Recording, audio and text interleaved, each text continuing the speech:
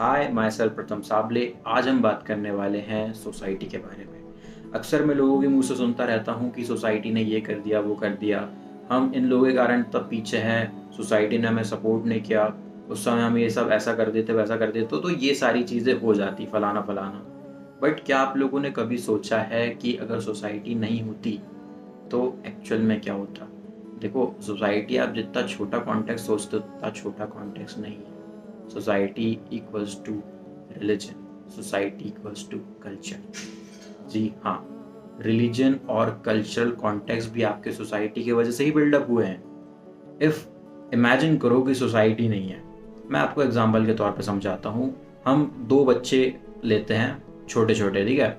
एक को मैं सोसाइटी में रखता हूँ और एक को मैं ऐसे द्वीप में रख देता हूँ ले जाके, जहाँ पे कुछ नहीं है, सिर्फ जंगल है और ऐसे दो तीन लोग जो उसे संभाल सके, जिन्हें कुछ नहीं पता कल्चर के बारे में, ठीक है। तो आप खुद इमेजिन करके देखिए, 25 से 30 साल बाद दोनों की कंडीशन क्या होगी। जो बच्चा सोसाइटी में रह रहा है वो मैनर सीखेगा, वो बात करने का तरीका सीखेगा। अगर वो बड़ों के सामने जाएगा तो वो सीखेगा कि ग्रीटिंग्स कैसे देते हैं। वो बड़ों के सामने जाएगा तो सीखेगा कि उनसे बात कैसे की जाती है।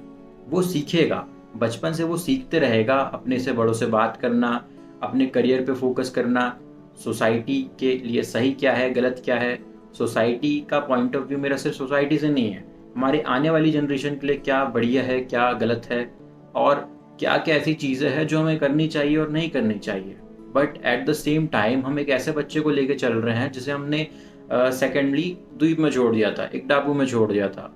तो वो आज से 100 साल बाद भी वो चीज़ नहीं सीख पाएगा जो इस बच्चे ने 15-20 साल 25 साल में अचीव कर ली है, ठीक है। ना वो सीख पाएगा कि बड़ों की रिस्पेक्ट कैसे करते हैं, ठीक है। वो बस इतना सीख पाएगा कि उसे जीने के लिए क्या ज़रूरत है, ठीक है, उसकी रिक्वायरमेंट्स क्या है, उसके पास ऐसा क्या है जिससे वो कल के लिए जी सकता है, ठीक है।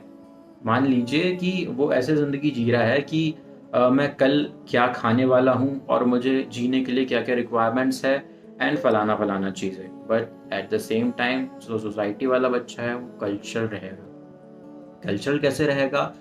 त्योहारों की बात कर लीजिए और बहुत सारी चीज़ें हमारे कल्चर में आती है।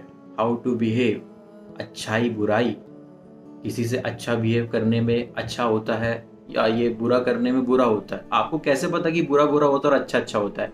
ठीक है, आपको जब भी पता है ना, जब आपने कल्चरल बुक्स पढ़ी है, वेद्स पढ़े हैं और बहुत सारी चीज़ें ऐसी पढ़ी है जो हमारे हिस्ट्री में रिकॉर्डेड है, ठीक है। ये सब हमारे कल्चर का एक पार्ट है। अगर ये सब चीज़ें नहीं होती तो खुद इमेजिन करके देखिए कि हमारे साथ क्या अच्छा होगा और क्या बुरा होगा।